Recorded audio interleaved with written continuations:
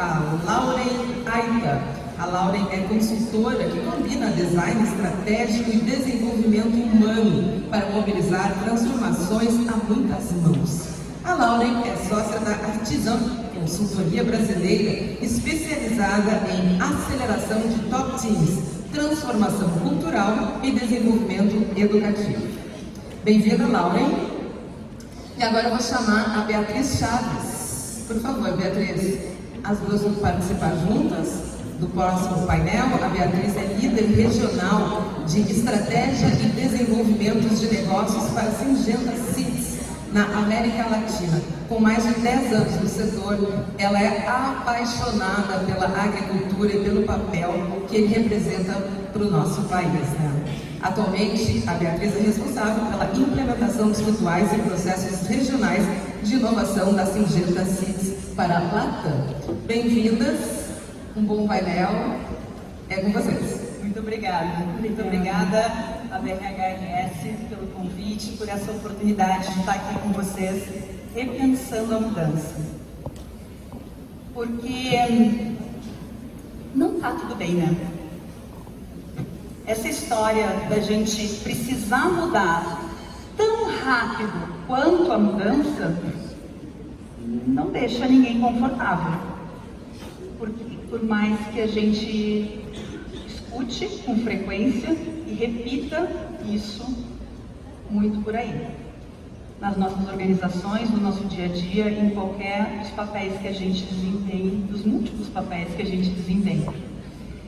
E a inteligência artificial me ajudou a criar essa imagem que ilustra a frase, porque ela traduz um pouco de como eu me sinto quando eu escuto que eu preciso mudar mais rápido do que eu já estou mudando. Alguém aqui se identifica? Ou está todo mundo confortável, tranquilo, sereno? E por isso que a gente precisa repensar a mudança. Porque por mais que mudança seja um tema antigo para a maioria das pessoas que está aqui nessa sala, a forma como a gente encara a mudança já não funciona mais. As abordagens de mudança que funcionavam há 10, 20, 30, 40, às vezes tem coisa que até 100 e tantos anos atrás, na origem da administração, não mudaram, né?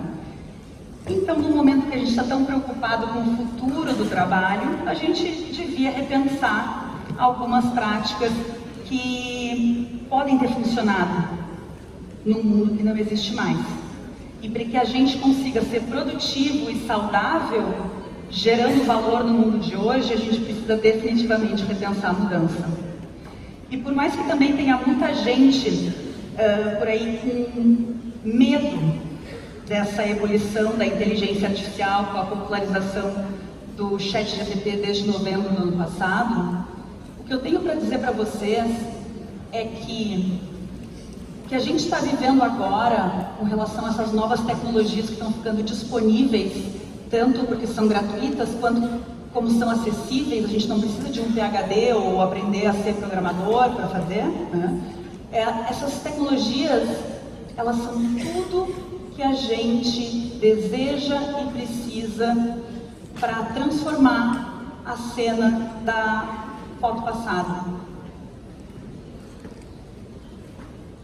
Eu acredito, de verdade, estou muito otimista que essa revolução que as inteligências artificiais vão nos proporcionar fazer, elas vão finalmente atender os nossos anseios como pessoas no trabalho, que é qual? Finalmente poder deixar de trabalhar que nem máquina para se dedicar ao que os seres humanos fazem de melhor, que é resolver problema complexo com criatividade e sensibilidade humana, contando com a tecnologia para ser mais efetivo e terceirizando para a tecnologia o que a gente quer produzir em escala. Vamos deixar com as máquinas e vamos nos concentrar naquilo que a gente faz de melhor. Só que para isso ser possível, isso não é automático, a gente precisa revisar as nossas lentes. A gente precisa, trocar o óculos e olhar para a realidade e principalmente para o que a gente entende como mudança de outra forma. E eu estou muito feliz de estar aqui hoje, reencontrando tanta gente querida ao lado da Beatriz Chaves, podendo debater esse tema. Porque essa é uma conversa que não pode ficar restrita às áreas de pessoas nas organizações. A gente precisa conectar todas as áreas nesse convite de repensar a mudança, para que a gente consiga fazer de fato as transformações que a gente está querendo fazer nas nossas organizações. A Bia, como eu gosto de chamar, ela é da área de estratégia e novos negócios. E qualquer coisa que a gente se propõe a mudar nas nossas organizações precisa estar a serviço disso. Por isso que eu estou muito contente que tu tenha aceito esse convite doido. É um prazer enorme estar aqui e estar em Porto Alegre com vocês. Maravilha, muito obrigada. Nada, é um prazer. É legal, interessante mostrar o papel do negócio numa conversa com RH, né? A gente fala muito, desafia muito, a gente pensa em KPIs, né? Em indicadores de performance. Mas falar de gente é a melhor parte, né? Que bom! Estamos juntas. Os KPIs são fundamentais. Mas a gente precisa olhar para as pessoas. Como muita gente já falou aqui, e essas são as referências, esses 4 livros são as referências que inspiram o que na sequência eu vou mostrar para provocar o nosso ponto de vista, porque essa é a principal mudança que a gente de fato precisa fazer. E se vocês saírem daqui nos próximos 40 minutos enxergando coisas diferentes na própria realidade de vocês e podendo já fazer diferente assim que saírem daquela sala, eu acho que a gente vai ter cumprido bem aqui a nossa missão. Sim. E eu queria começar contextualizando no agro, né? Porque a gente fala muito da velocidade das mudanças. Antes da pandemia isso era um papo para alguns, e depois da pandemia é para todo mundo. Mas será mesmo que em todos os negócios a velocidade das mudanças está insana assim? Como é que está acontecendo no agro? Bia, nos conta um pouco. E o agro, talvez alguns de vocês que estão aqui estão direto ou indiretamente relacionados com empresas do agronegócio, né? O agronegócio no Brasil hoje é uma máquina. Ele é grande parte do nosso PIB, ele é importantíssimo para a nossa economia. E a gente tem essa visão que o agro é estático, né? O agro é tradicional, o agro ele é raiz, né? E a gente tinha essa dúvida que, com todo o movimento tecnológico, até um passo antes da inteligência artificial, se a tecnologia ia ser adotada tão rápido quanto em outros setores. E o que a gente está vendo, na verdade, a gente esperava que fosse apenas uma mudança geracional do tomador de decisão de uma fazenda, que a gente teria uma adoção diferente, um processo diferente. Isso não se concretizou. A mudança está acontecendo, inclusive com aquele produtor tradicional que tem a maior preocupação em garantir a entrega daquele negócio, ou a maior produtividade daquele campo que ele cuida tanto. E ele está adotando tecnologia, ele está adotando inteligência artificial, ele está adotando uma tomada de decisão baseada em inteligência artificial. Quando que a gente imaginava que é isso, né? Mas o bem que ele quer, o que ele espera é realmente isso.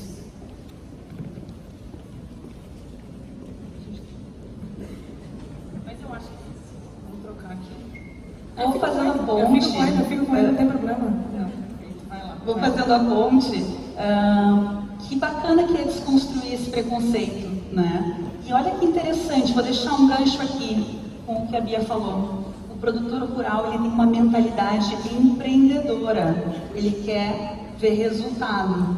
E uma das coisas que mais me emociona quando eu estou com os times da Singenta, especialmente isso que eu vou contar agora, eu escutei pela primeira vez 2 anos atrás com os times do Brasil, quando a gente estava trabalhando na cultura de liderança, é escutar os agrônomos dizendo que não tem como prever tudo. Afinal de contas, a gente está lidando com um ser vivo, a gente está produzindo planta, semente, vida. Não tem como tudo ser previsível. E é um ambiente que muda constantemente, a gente sabe disso. É extremamente imprevisível, extremamente incontrolável, extremamente desconfortável, né? Então é legal a gente desconstruir esse preconceito com o agro, porque eu acho que a gente pode aprender muito com o agro sobre mudanças.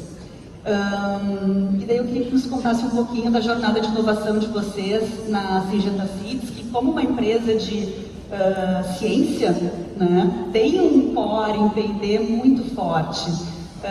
Mas desde 2018 vocês vêm vivendo uma mudança gigante, né, quando a Syngenta comprou a Nideira, com a ambição de se tornarem juntas a maior empresa de sementes da América Latina. E essa ambição está sendo revisada agora, né? Há pouco mais de um ano essa discussão está acontecendo, porque essa ambição de ser a maior não está fazendo mais sentido para essa organização. E vocês estão trabalhando agora com uma outra ambição que eu gostaria que contasse, associada a essa jornada de inovação. Perfeito. Acho que é legal sintonizar um pouco a Syngenta para todos vocês, para quem não conhece, mas a Syngenta é uma empresa multinacional suíça. São 30 mil funcionários mundialmente, a gente tem uma receita anual em vendas de 17 bilhões de dólares. Então, é uma empresa realmente muito grande, e no Brasil, principalmente, muito forte como agronegócio. Só que a gente tinha essa dúvida se a gente estava dentro da CITES com essa transformação sendo inovador o suficiente, né? Hoje, 10% do que a gente tem de receita em vendas é revertido em pesquisa e desenvolvimento. Então, quase 2 bilhões de dólares anualmente são revertidos a isso, a pesquisar e descobrir programas disruptivos, produtos disruptivos, soluções disruptivas. E esse é um pouco do trabalho que a gente tem feito. Mas será que nosso time está fazendo isso? Será que as nossas pessoas estão movendo isso? Ou será que isso é, de novo, um indicador de performance? A gente, há alguns anos, se reuniu e falou, não, vamos juntar bastante gente em torno disso, vamos entender quais são os projetos que estão acontecendo de inovação fora da organização. Quais são os projetos que os nossos times realmente estão trabalhando que a gente não tem ciência. Então, o grupo de liderança se juntou para uma reunião anual que a gente faz, um pouco quase que às cegas, para entender o que vinha. E a gente sentou e olhou um programa de mais de 100 projetos de inovação que estavam sendo feitos pelos times do Brasil, do Paraguai, na América Latina como um todo. Basicamente, um time de liderança que ficou boquiaberto, né? A gente fala, mas espera aí, a gente não está incentivando, a gente não está colocando dinheiro ativamente nisso, a gente não está fazendo push para isso. De onde está vindo? Qual que é a origem dessa força, dessa vontade? E era das pessoas. E era unicamente da desconformidade das pessoas com fazer mais do mesmo, ou de continuar das coisas como elas estavam. Porque as pessoas querem fazer melhor, mas muitas vezes elas não conseguem no seu dia a dia. E eu ainda me lembro quando a gente estava na reunião com os Léos, né? Uma dupla de Léos, discutindo essa possibilidade da gente fazer no Conecta, que é esse encontro de lideranças da América Latina, uma feira de inovação e captando antes, né? A gente teve a oportunidade de dar visibilidade para 10 projetos que foram selecionados, que a gente não sabia se ia ter 10 inscritos, e como a Bia disse, foram 100 e tantos. E desde então, o que aconteceu? Porque esse ano era a Bia que estava no palco para falar do que eles fizeram nesse último ano, depois que descobriram tudo isso. E o ponto foi, a gente viu um movimento tão forte das pessoas que a gente falou, não, espera, a gente tem um papel aqui como corporação, né? Como grupo de liderança, ou como gestores, para garantir que os caminhos se abram. A gente basicamente definiu, dentro de um período curto de tempo, estabelecer algo um pouco diferente. Não fazia sentido burocratizar o processo de inovação, não fazia sentido burocratizar o processo de criação dos times. O que a gente quis fazer, na verdade, foi, mas espera aí, vamos juntar um monte de gente muito interessada nisso e dar incentivo suficiente para que eles possam criar. A gente definiu um conceito que a gente tem chamado de Hive. Hive, a palavra em inglês, a tradução livre é colmeia, como uma colmeia de abelhas. E o que a gente fez foi basicamente conectar uma série de pessoas que têm um interesse comum, um objetivo comum, em buscar essa transformação. É um grupo sem hierarquia, é um grupo sem liderança dada, é um conselho, é um grupo de pessoas que se reúnem, incentivadores e motivadores da inovação dentro da nossa companhia. Então isso tem sido uma jornada muito bonita e, de novo, de onde surgiu? Das pessoas, do desconforto, da preocupação talvez com a burocracia para criar que a gente não precisava ter. Né? E eu acho mais lindo desse projeto, quando eu subi eu ouvia a Hive, a gente, o que é essa Hive? Quando eu entendi que a Hive era uma iniciativa não para fazer a inovação acontecer, mas impulsionar a inovação que já estava acontecendo, eu digo, Gente, isso é lindo, isso é raro de ver, que maravilha, que inspirador. E por isso, quando a BRH fez esse convite, eu digo, eu preciso chamar a Bia para ela contar isso para as pessoas, para a gente ver que pode ser mais fácil do que a gente imagina, mas a gente precisa mudar o nosso ponto de vista e confiar que as pessoas querem fazer o melhor. E me diz, como é que está batendo nessas pessoas que trabalham nesse ambiente, que lida com a mudança talvez há mais tempo do que a maioria das pessoas que está fechada dentro dos escritórios? Como é que está sendo o impacto da tecnologia, especialmente dessas novas? E quando a gente estava preparando a pauta do Conecta desse ano, a Bia estava fazendo conferência lá do SXSW, né, trazendo uma série de mega tendências, né, e a gente tinha esse espaço na pauta para falar da inovação, que a gente achava que era isso, né? A Bia vai trazer as mega tendências do SXSW e a gente vai ter que então compartilhar isso com todas as lideranças em primeira mão. E o que acabou acontecendo? A gente descobriu que a gente já sabia o que estava acontecendo. Eu acho que é engraçado quando a gente conversa sobre mega tendência que as coisas já chegaram hoje em dia, né? Acho que antigamente a tendência era aquela coisa que demorava, ele estava ali longe, agora ele está aqui, né? Quando a gente falava de inteligência artificial parecia tão distante, o ChatGPT veio na nossa cara, num aplicativo no nosso celular, para gerar uma série de respostas para aquilo que a gente não tem a menor ideia sobre. Então, o que a gente entendeu é que era muito antes do que qualquer pessoa poderia imaginar, e eu acho que as mudanças estão muito mais rápidas do que antigamente elas aconteciam, mas acho que gerou um pouco de desconforto do tipo, nossa, então a inteligência está aí, será que o cara que faz a prescrição de um produto vai ser necessário agora com a inteligência artificial? Será que os trabalhos vão ser substituídos pela inteligência artificial? É algo que a gente debateu bastante, e que está muito claro é que não vai. E talvez esse tema deve ter sido imensamente debatido nos últimos dias aqui. Mas a minha visão pessoal e a visão do que a gente construiu é que ele realmente não vai. Ele vai, na verdade, impactar positivamente em subir a régua, porque as pessoas vão ter que criar, vão ter espaço para criar. O que se espera das pessoas é muito além de fazer mais do mesmo, de fazer aquela similaridade contínua, de fazer as mesmas coisas, ou de agir como os robôs que a gente fala tanto, mas em que elas possam criar e construir. Então essa é a nossa visão, esse é o nosso entendimento, é que a barra sobe, mas ela sobe para bem. Para melhor e para fazer coisas diferentes, porque o trabalho não é sobre executar funções, é sobre resolver problemas. E problema significativo para resolver não falta nesse mundo. Fome, distribuição de renda, desigualdade, E na corporação tem problema pra caramba pra gente que a gente precisa resolver. E não ficar apegado a funções, né? Execução. Assim como a inovação, quem acompanha as pautas de inovação sabe que a inovação das ideias, do brainstorming, já passou essa época de a inovação ser sobre fórum de ideias.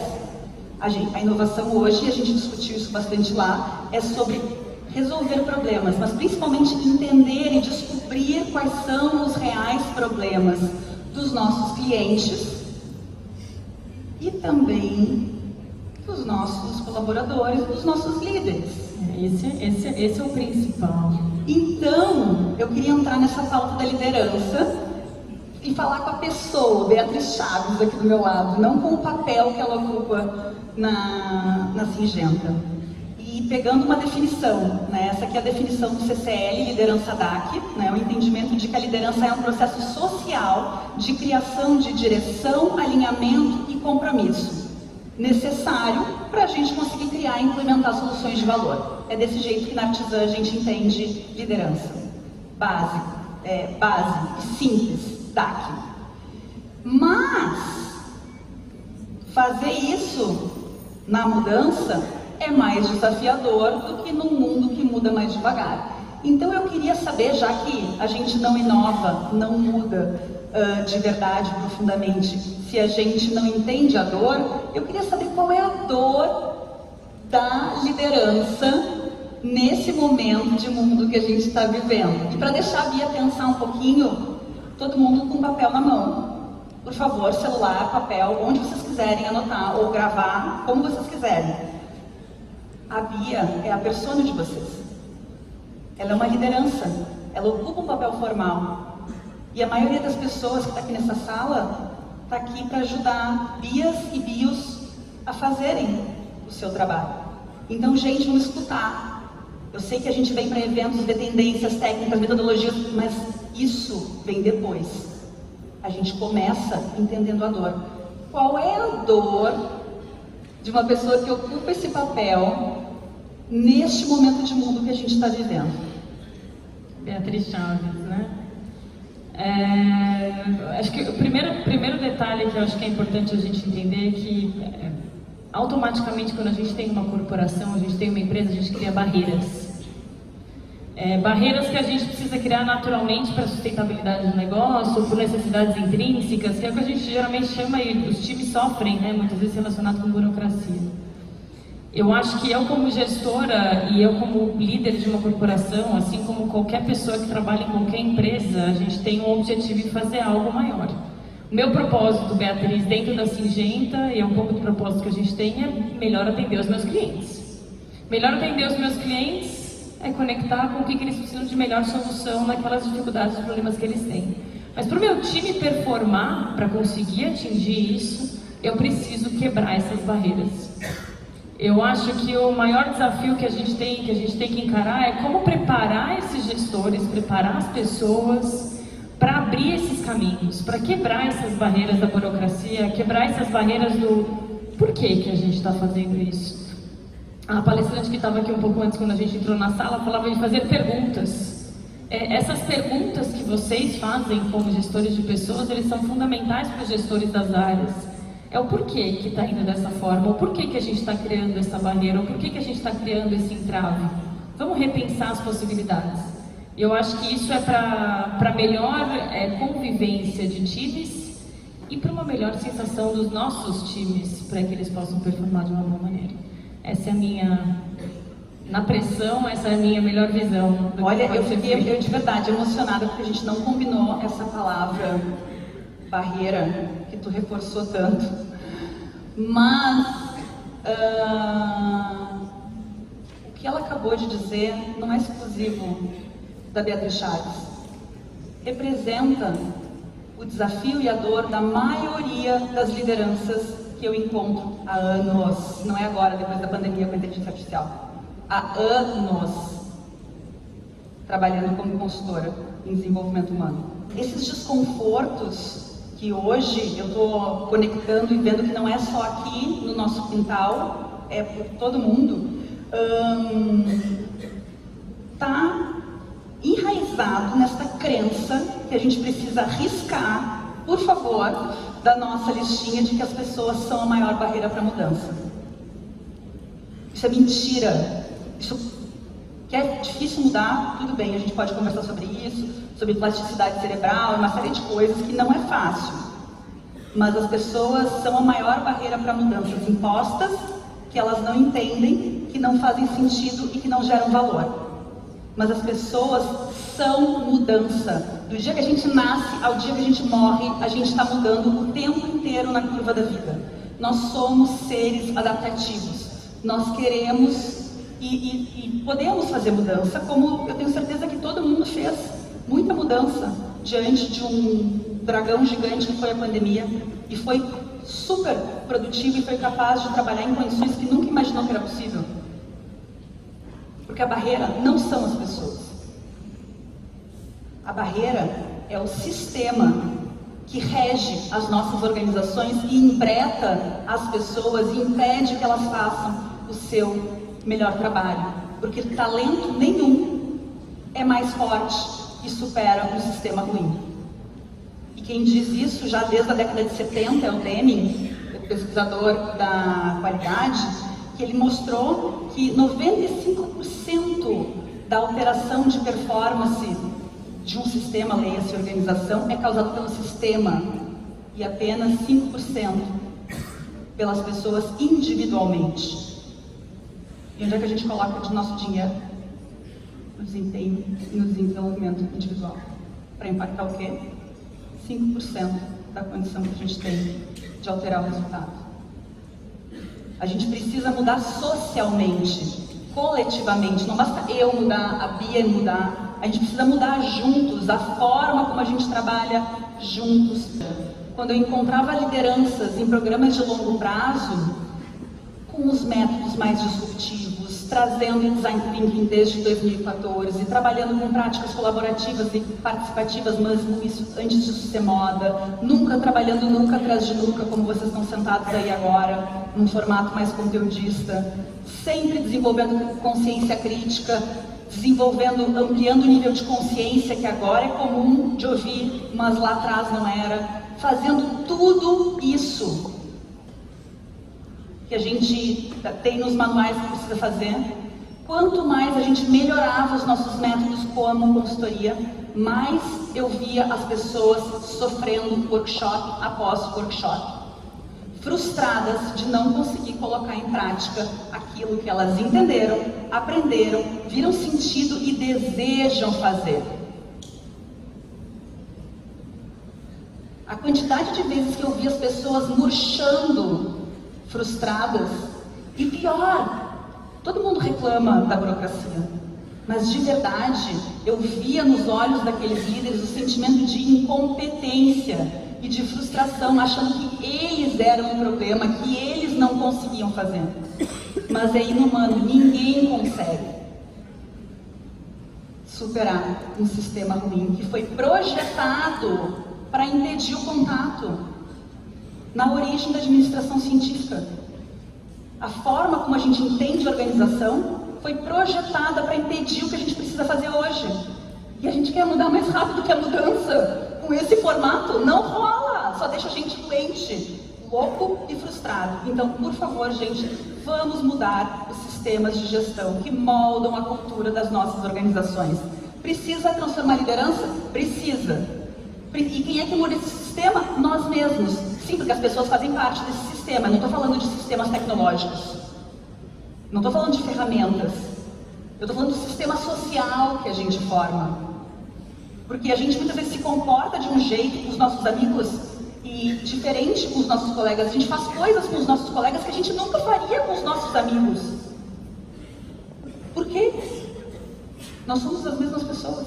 Eu acho que a gente desconhece, às vezes, elementos importantes dos nossos times.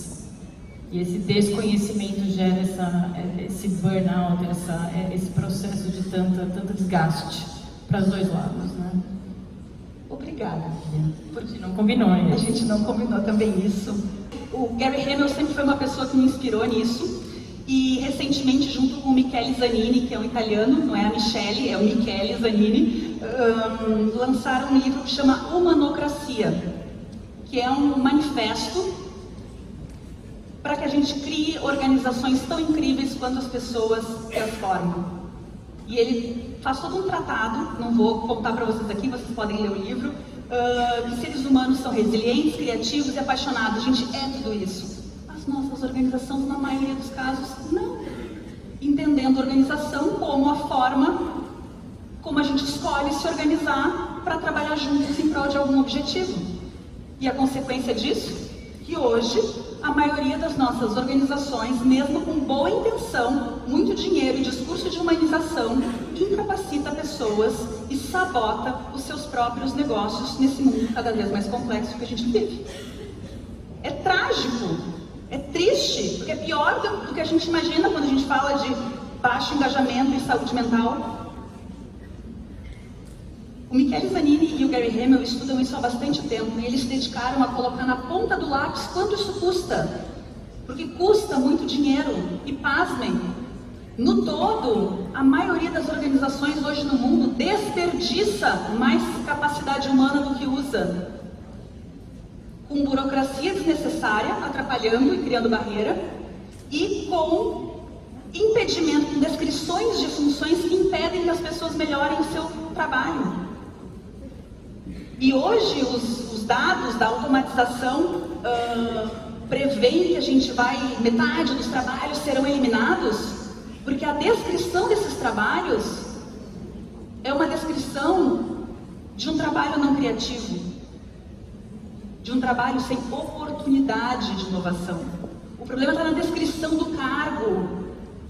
Porque não, se a gente de verdade olhar para os problemas que precisam ser resolvidos pelas pessoas que estão ali, esses trabalhos vão ser mantidos. O problema está em como a gente enxerga o trabalho das pessoas. Desestimula, né? Desestimula. E o pior, a gente fica gastando um monte de energia tentando fazer mudança cada vez mais rápido, mexendo em processo e prática para tentar melhorar. Mas lembra, os nossos comportamentos são criados, aliás, os nossos resultados das nossas organizações são criados por comportamentos. Todo mundo que está aqui está ligado nisso. Só que os nossos comportamentos, eles são criados pela nossa mentalidade. Então não adianta trazer ágil, sprints, Kanban, Lean e um monte de ferramenta e colocar isso dentro de uma mentalidade burocrática. Porque daqui a pouco a gente tem os post-its quase que nem o Excel burocratizados. Porque a gente não mudou a mentalidade, que é o que a gente precisa de fato transformar. E essa é a provocação deles. A gente precisa dar um jeito de eliminar a burocracia tóxica e construir um sistema melhor, que funcione para seres vivos, que isso é humanocracia, ou o que eles dizem que a gente pode entender como quase o empreendedorismo em escala. Se a burocracia nasceu da administração científica, a humanocracia é essa essência do empreendedorismo que pode acontecer em escala, e eles provam com organizações com muitas pessoas, não é coisa hippie de organização de 10 ou 12 pessoas. São organizações com muitas pessoas, como a Haier, como a Butzorg, como a Nucor, uma siderúrgica americana, que eu não tenho tempo aqui de contar os casos, mas existem, lá no livro vocês vão encontrar. Mas basicamente, a grande mudança de ponto de vista que a gente precisa fazer é deixar de ver as pessoas como recursos. Pessoas não são recursos. As pessoas possuem os recursos que as organizações mais precisam para resolver os problemas complexos que elas enfrentam hoje. Só que para isso a gente precisa redefinir o sistema burocrático que foi desenhado para maximizar a eficiência em prol do lucro, para que a gente consiga ter um sistema que maximize contribuição humana em prol da solução do problema dos clientes. E essa mudança é dramática, mas é simples.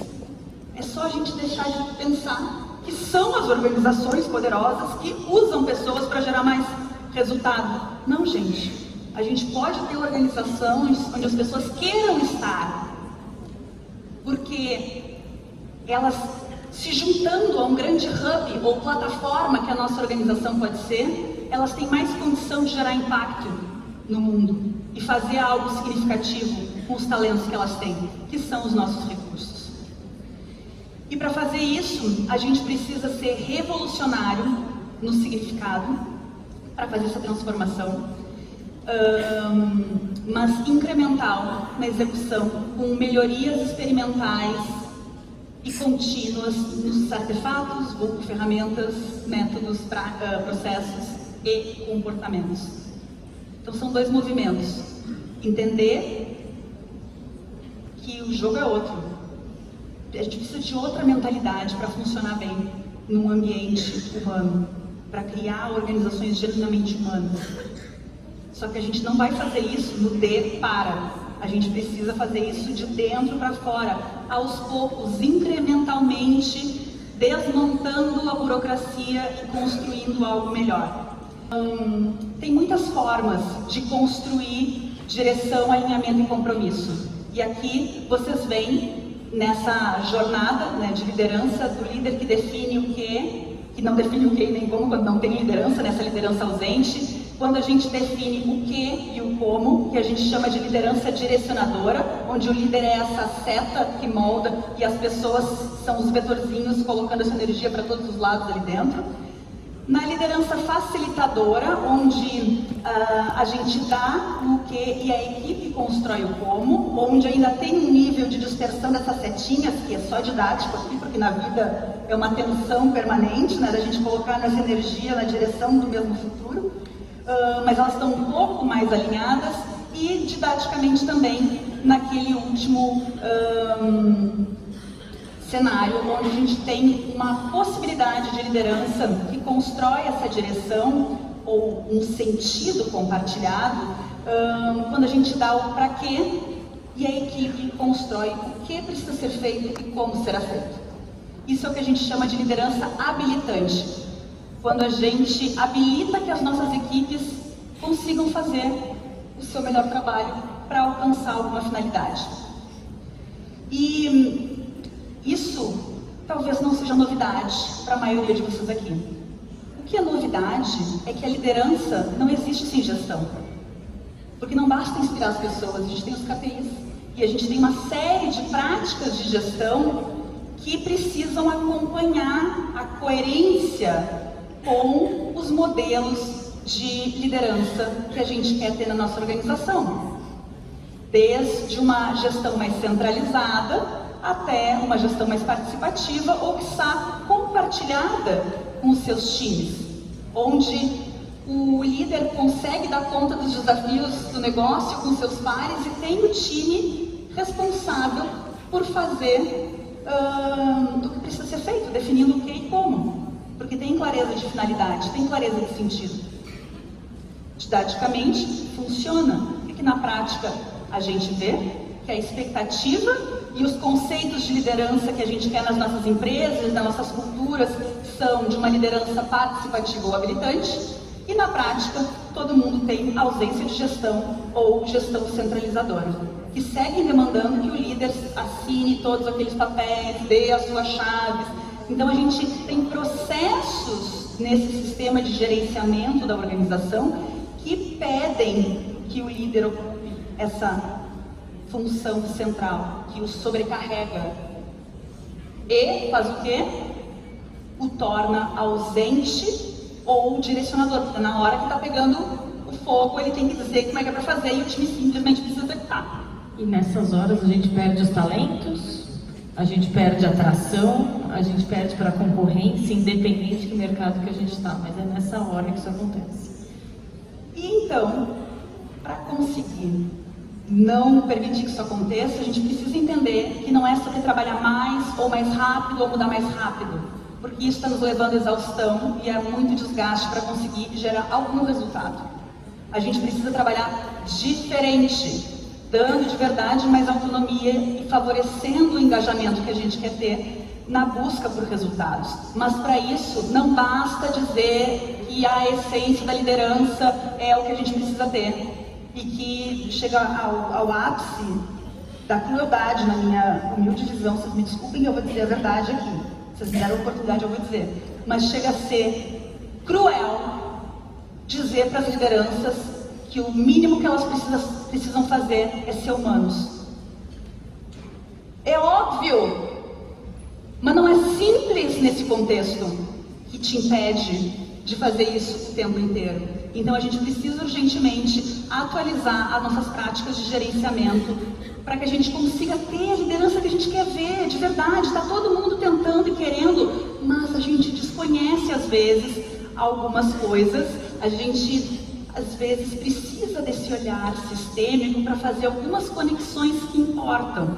E eu espero conseguir ajudar vocês a conectar mais alguns pontos aqui, para entender que essa transformação que a gente está bem acostumado aqui, né? Quantas vezes precisamos sair do comando e controle para autonomia e confiança.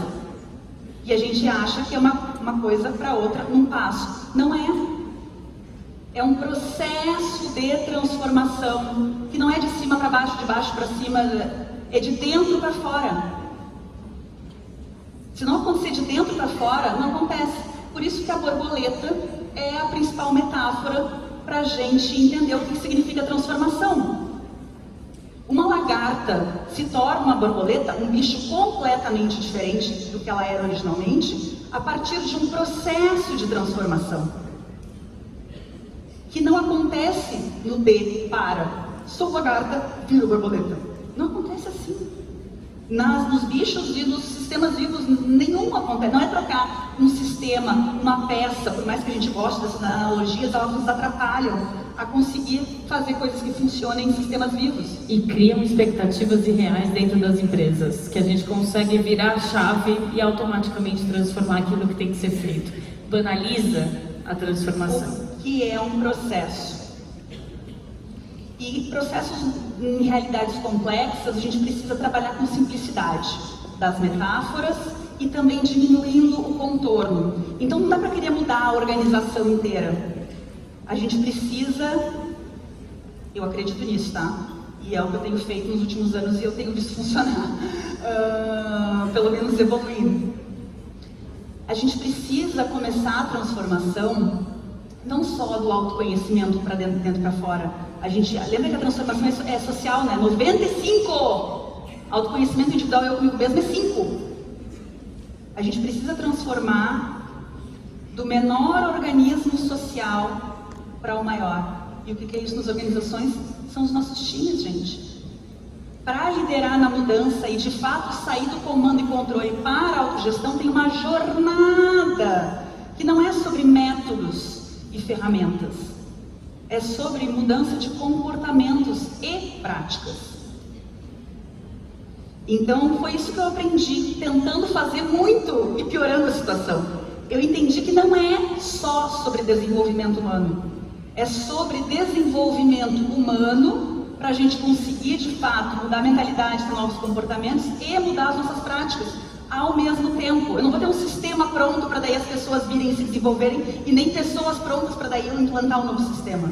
A gente precisa fazer isso junto, por experimentos.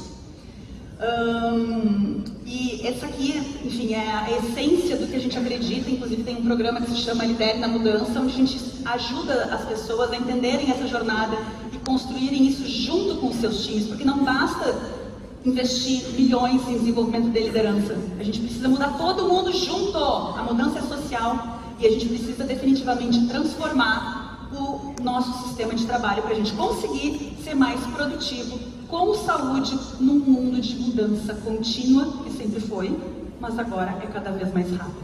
Então a gente não consegue ter aquele momento de estabilidade.